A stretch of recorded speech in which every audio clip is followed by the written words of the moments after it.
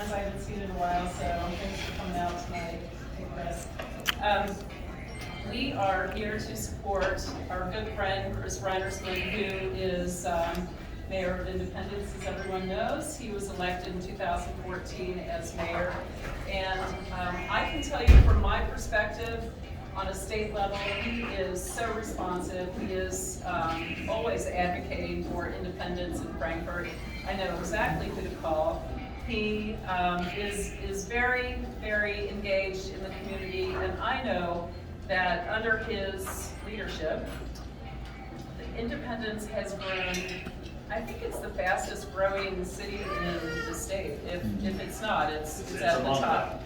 It is. And so we can look around and see the great things that are happening here. And much of it is due to the city commission and our mayor's leadership and all of the fine folks here in Independence who are just engaged and very active in our community. So thanks for coming out and supporting Chris.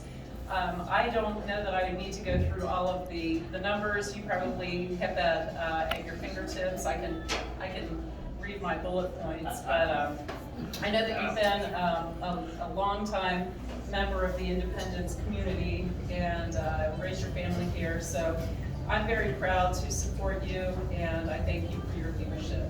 And I believe that our esteemed Carol Horanton is going to say a few words. Yeah, I'll say a few words. Thank you very much. I appreciate that.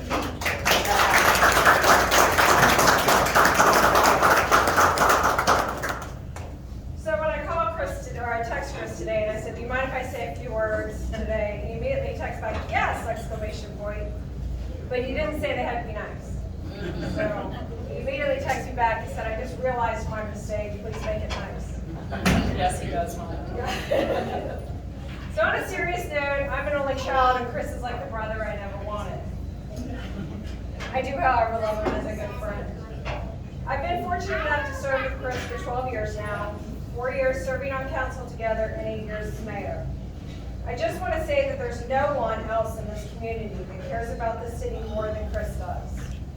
I know there are not many that realize the amount of time that Chris puts into this job. Every time I speak with Chris, which is normally once a week, sometimes more, he's heading to some meeting either in the city or with the Board of Health, which he recently passed on to me. PDS, mayor's group meetings, meeting with developers, meetings with county officials, heading down to Frankfort to lobby our legislators, and the list goes on and on. I've had the pleasure in my long tenure as council member, and by the way, Chris keeps talking me into running again. She's not lying. To work with two very passionate mayors, Chris Marconi being one of them. Chris Reinersman very much loves this city. His vision and knowledge is unmatched and certainly unmatched by his opponent. He has a clear direction for this community and one of managed growth along with a safe and fun place to raise your children. He doesn't just make decisions based on one person's opinion or what they want. He bases it on the entire community. No matter how much someone complains about not getting their way, he always keeps the community in mind. When I was first elected to council in 2002, the population of Independence was 16,229. The area across the street from Kroger, right over here, was still a grassy field, and the sclerosis didn't exist. Boy, am I aging myself. Now the population is 29,460, which means we have almost doubled, and now more than ever, we need a leader who knows this city, loves this city, and has the knowledge to speak to the right people, understands budgets, development, zoning, and growth to keep this a great place to live.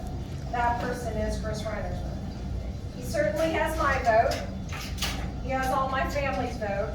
And I encourage you to not only vote for him yourselves, if you can, but to tell everyone who will listen that Chris is the guy that we need for independence.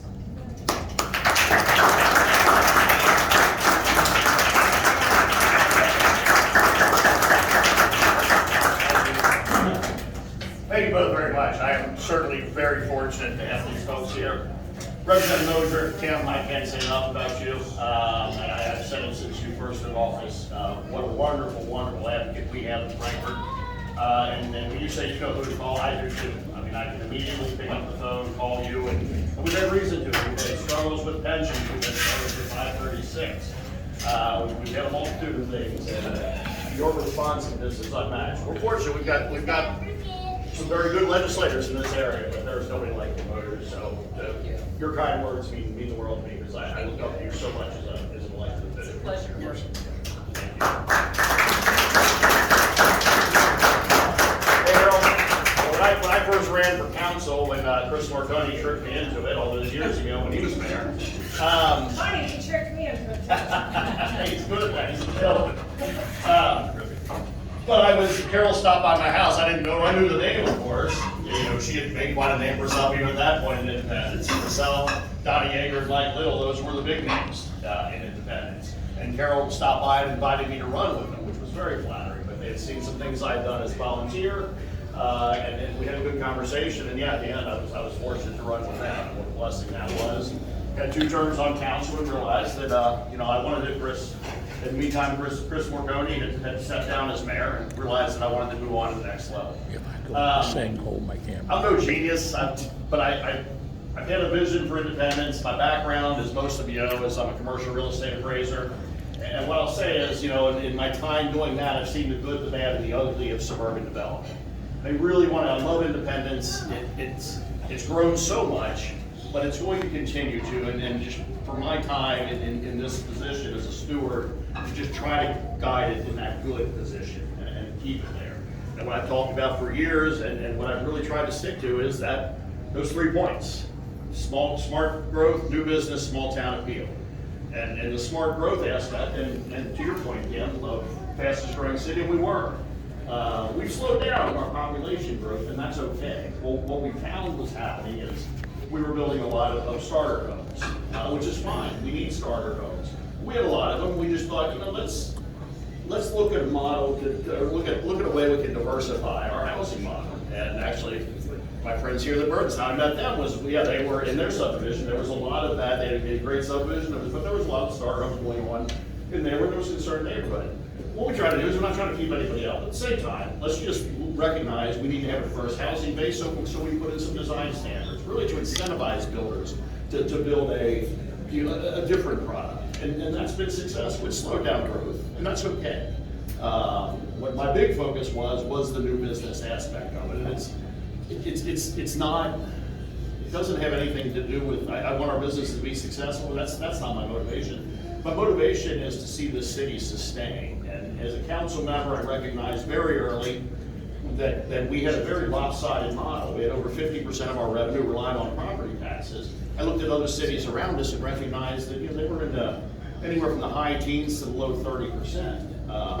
And we couldn't go on like that. So we really focused on attracting new business, and not just any new business, but new businesses that A, benefit the community, or services that are needed, but B, that bring in jobs, and C, that really will shift that revenue model. And we have. I had an opportunity recently to look at the numbers, and when I took office, as a numbers guy, I should remember numbers better than I do. Well, hey, how are you? Sorry, I decided to stand in the speech right by the door so I could shake everybody. Thanks. We're gonna stand over here. Sure, really? No problem. Thanks for coming. My first year in office, our real estate tax revenue was about $3.64 million. We increased that by just under 30%, up to about $4.72 million in our last budget. The key to that increase was based on growth. That increase was based on property values rising. That increase was not based on a property tax increase. We did not increase property taxes during my entire tenure in office, and in fact, the last 2 years we have lowered the property tax rate. I believe 10% each year, plus we gave a 10% discount to to taxpayers out of our COVID funds, out of the grant money we got from the federal government, in an effort, frankly, we're all worried about who's going to pay back all that money, a small effort to put a little bit of that money back in people's pockets. So yeah, we were, we had grown that by just under 30%. On the flip side, our payroll and occupational tax revenue, which really is that non-business revenue, or that business revenue that we were going after and trying to shift that balance. When I started, that was at about $2.36 million, and we brought that up 42%. during my time in office. We're at about 3.35 million in this last budget cycle, and that's the key. That's what makes it sustainable. It's numbers, it's boring. It's not the warm and fuzzy stuff, but it's what makes our community sustainable. It's shifting that tax base, not relying so heavily on residential property taxes. Just two things happen. One, we all get tired of tax increases every year because services continue to go up, the cost of services.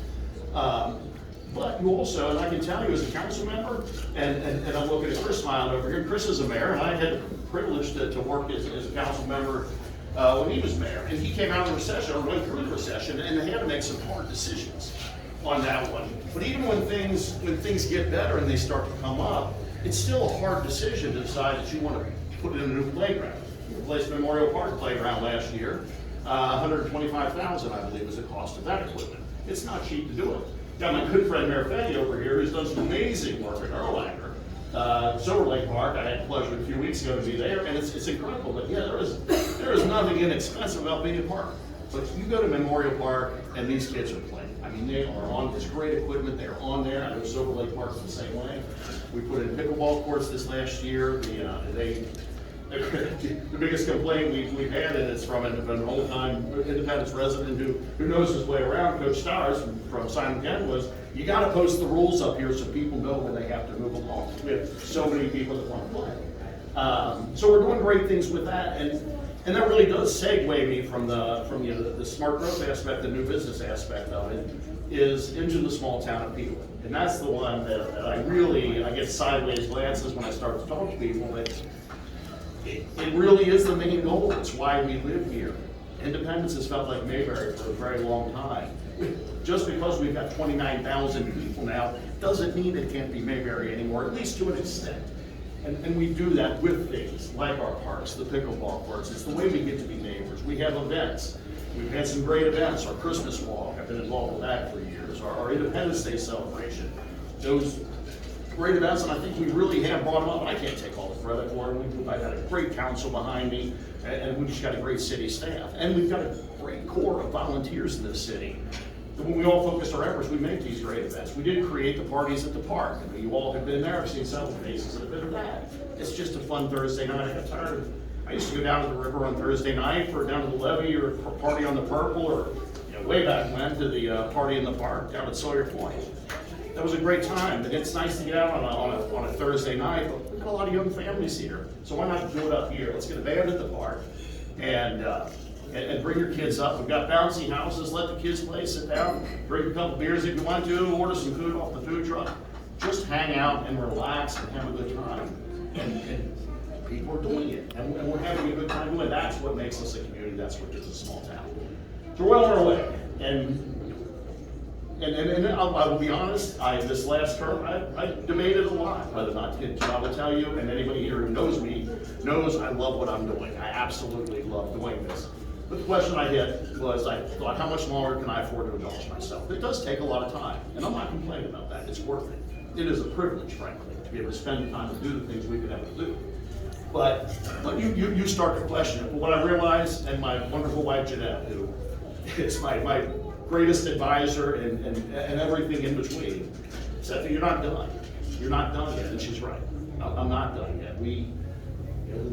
The new business goal, the really making this city, changing the face of this city and setting it on a sustainable path, is to bring in those employers. And we finally started that. I was laying groundwork since probably before I was on council to try to get on the west side of town, recognizing nobody wants to see a bunch of industrial buildings go up necessarily. They're not pretty, and they create jobs, they create revenue. And we've got a great opportunity in the southwest corner of town. It doesn't have a big impact on residential. It's near the expressway. People will want it. So she kept talking to the people that own the farm there, the broker that had that land forever. And when somebody finally came along, it happened to be one of the biggest industrial developers in the country, or in the Midwest. When they finally came along, this wasn't in the city, by the way. This was unincorporated county. They called me and said, hey, you're interested in working with somebody on developing this. So they did. They called. We spent a lot of time working on hammering out a deal, but in the end, we hammered out a deal. We recognized the specifics of the market, the challenges, the fear of logistics use. I don't want to say fear, but recognizing that if we get a logistic user, they're lower paying jobs and they've got lower job density. So we've got a very finite amount of land and we have opportunities, so we've got to make the most of it. So we were able to utilize some tools with industrial revenue bonds and really work a deal that protected independence in the long term. You know, our conservative projections on that park, when it's filled out, it's 110 acres, 1.2 million square feet of land we conservatively estimate it'll generate about $750,000 in tax revenue. We've got a $10.5 million budget, so $750,000, that makes a difference in what we do here. And that's the first 100 of what is between 400 and 500 acres of opportunities over there. We will continue to focus on that. We will relentlessly focus on that because we have to make the most of the opportunities we have. We need to recognize that. Like I said in the beginning, I'm not a genius. My real estate background helps me a lot to recognize that, to see where we're going. And I want to keep going there. I want to see that area through. Been spent a lot of time working with Gary Holland and the One Holland crew and this Downs and Nicholson development. It's going to be incredible. Gary and I talk regularly on this. We had a meeting kind of a last minute meeting with zoning to try to work on some things, figure them out, because it is. You know, we've got Greg Bridges here, Celestial Homes. Greg knows what it is to do land developments. I know, buddy. But,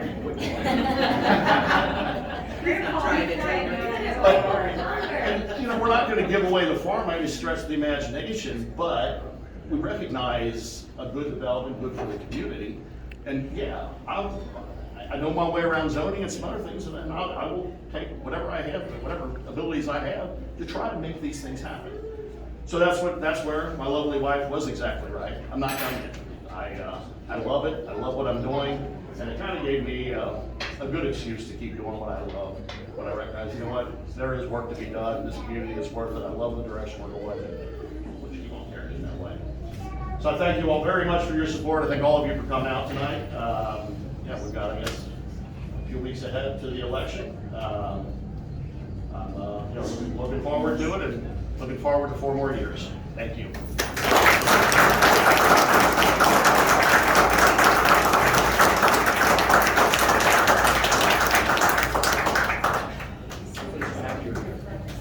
I think he's forgot I'm going to sing. You have any questions or anybody? Do you want the song now or later? Oh, John, of course. I can't believe I started my speech yet. For those of you, I know we got a lot of people that have been involved in this. We got a lot of people that have been involved in various political functions in North Kentucky that are here, but I know a lot of you that aren't. But I will tell you what, I think my last election, I was flattered when John Stevens offered to sing My Old Kentucky Home and My Bed. That means you are a legitimate candidate. That means it's the real deal when John is going to sing. And it is good. You want to hold this camera for me? It's already running.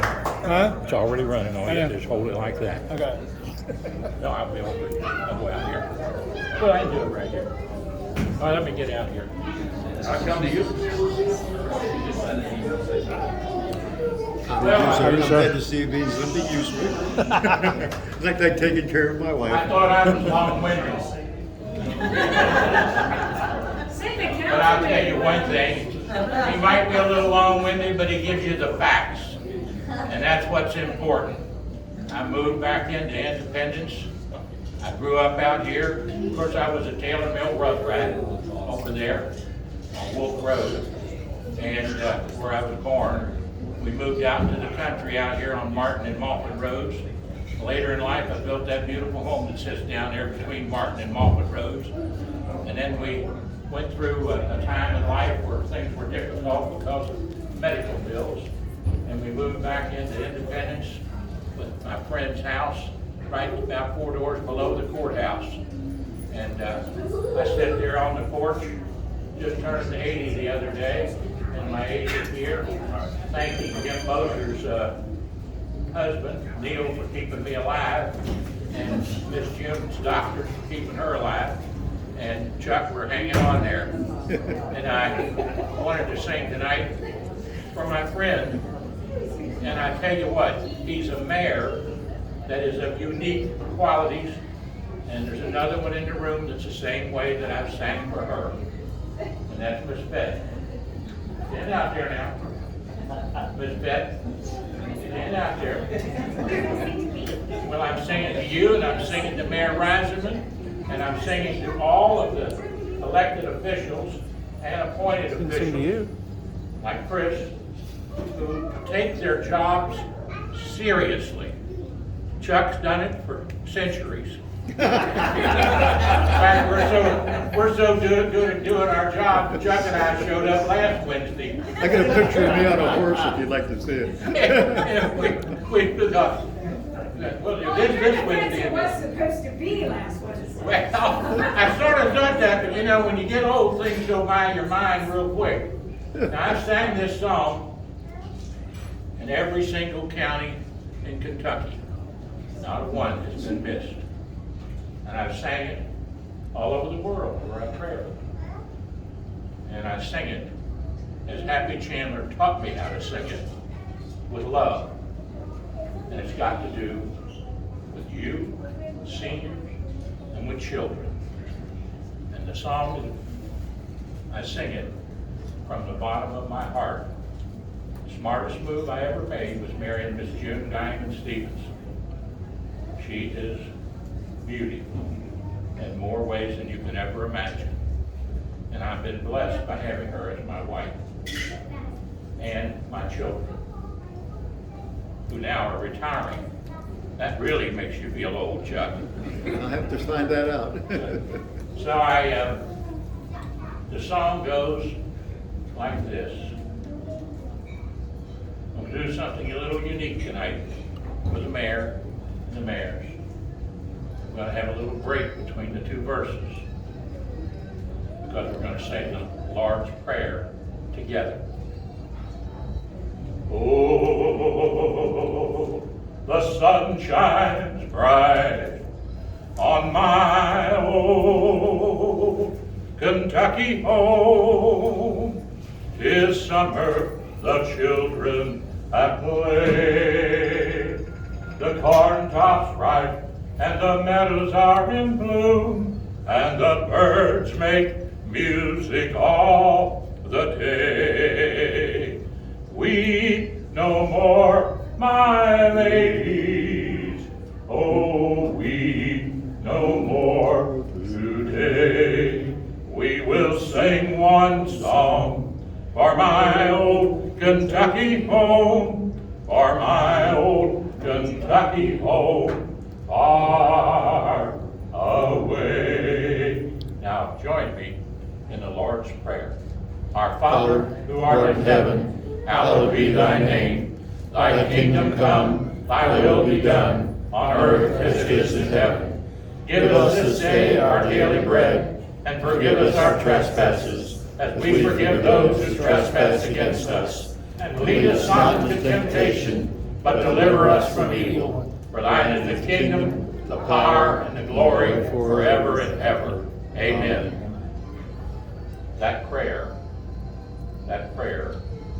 was heard over our years of centuries as a country by every child, by every adult, somewhere, sometime. And it needs to be continued somewhere, sometime, because it is in prayer that we pray for our country. And those who established this country did so on prayer.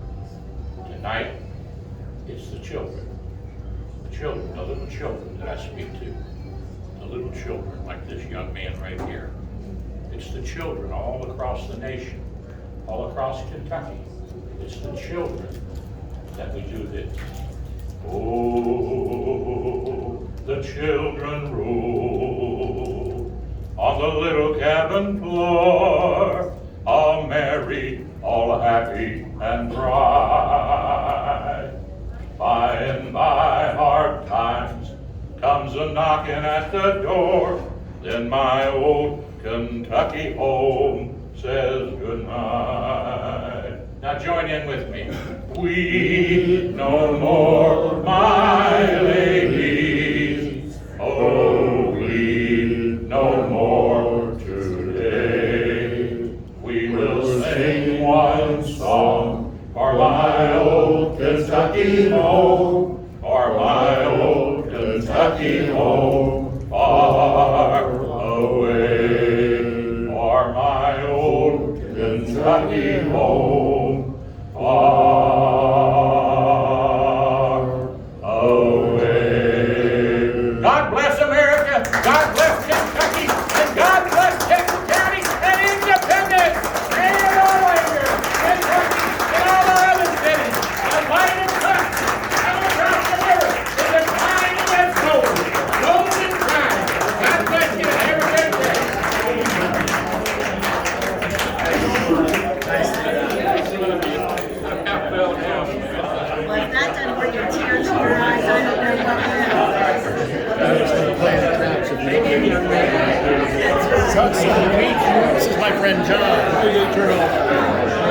Thank you now. It's my friend John. How are you doing? Nice to see you. God bless you. Let me get the mayor and you together. 1, 2, and 3. Gotcha, gotcha, gotcha. Thank you so much.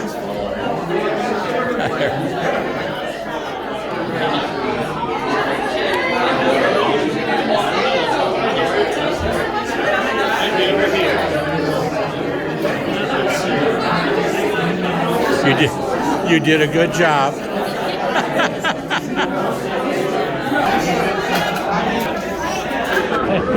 was one of the most awesome things I've ever experienced Well, in God my bless you. life. Thank you very much.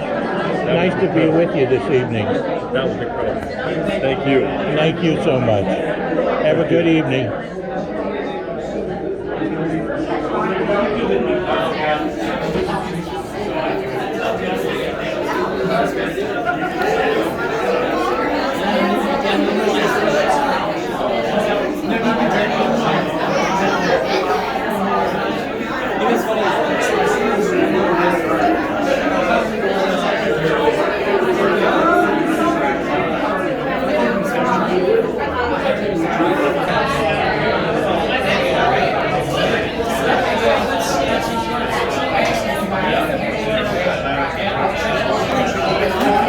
Mayor Fett of Erlanger, Kentucky, who I've had the honor of singing for when she was sworn in as mayor.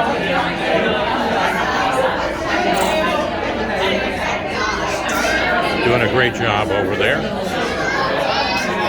They've really got my old lot cleaned up there on Dixie Highway where the old 7 Mile house used to sit. And now it's a little park there. I donated a little piece of land there to the city. Make that beautiful. The stone wall, the original stone wall that I had built there back when I had it as the 7 Mile house in the 70s. With Miss June and I later.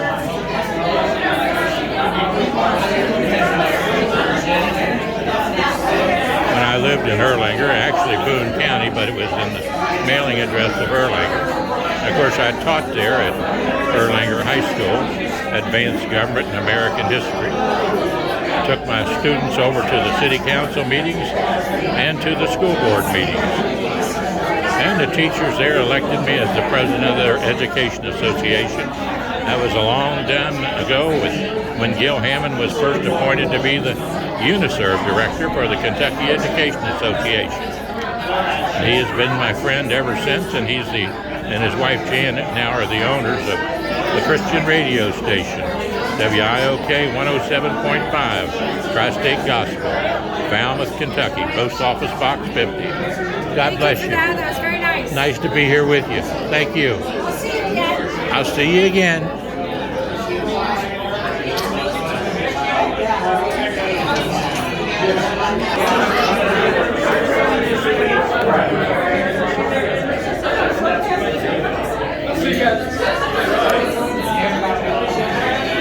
Yeah, WIOK 107.5 FM on the radio dial. Tri-State Gospel. Post Office Box 50, Falmouth, Kentucky. Zip code 41040. Become a partner out there with them. June and I have been partners. Well, they've had the station for 31 years. We've been helping and supporting them. And half of our tithes goes to them and half to our church. And my friend Darius Beach, bless his heart, and his sum of funds helped out by making his tithe to the radio stations, to the Lord. Keep him in your prayers and keep Mary White Shulkers in your prayers as we're helping her to get electricity back into her house safely and get her hot water heater fixed. So we're working on those things. Travels with John Stephenson and June Guyman Stephenson, 859-750-0000. Join us on Facebook and YouTube. Hopefully soon we'll be back on being able to load up to YouTube. They got us on strikes right now.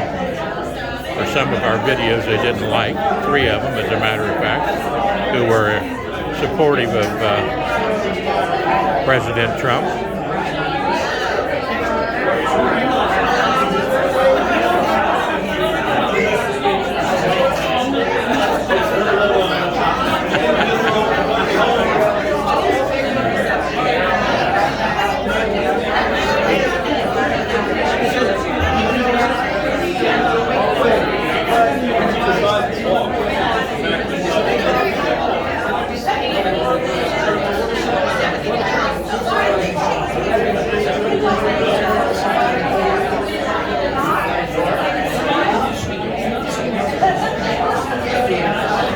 Everybody having a festive time.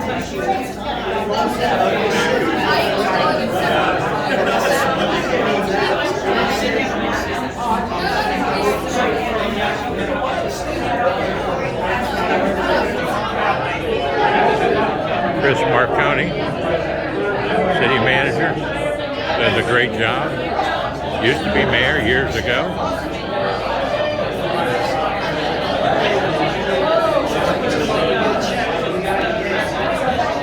A nice evening.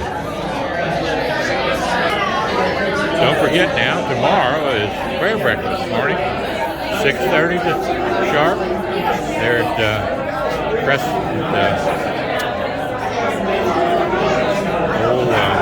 Christian Church there on Buttermilk Pike.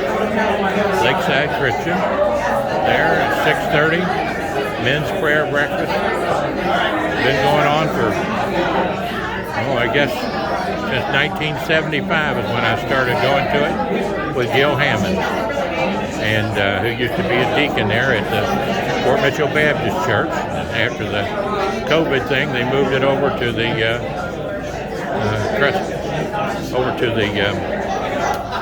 Lakeside Park Christian Church there.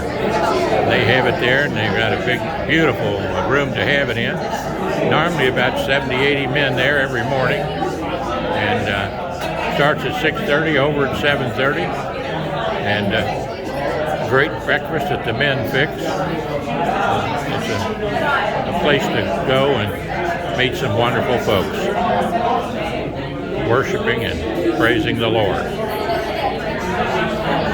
Join us at Bethesda Community Church, or go to your own church, wherever it is. Catholic Church, Protestant Church, Baptist Church. As old Willie Guyman used to say, there's a chair waiting for you in every one of them. Go out to church.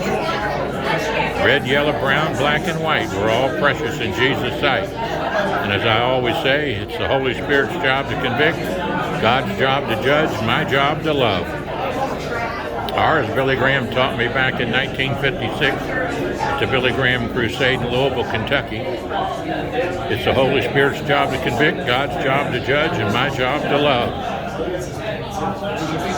George Beverly Shea and Flip Barrows.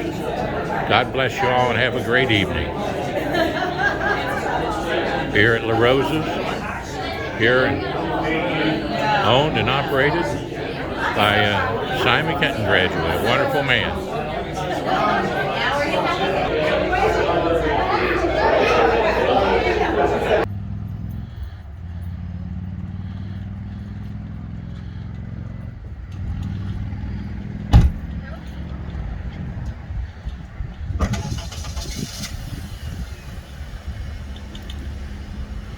Red, yellow, brown, black, or white.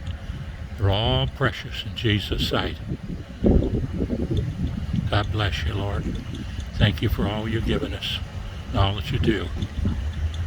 Keep Darius Beach in your prayers, and keep Mary White Shookers in your prayers. And all the others sick and afflicted in our families.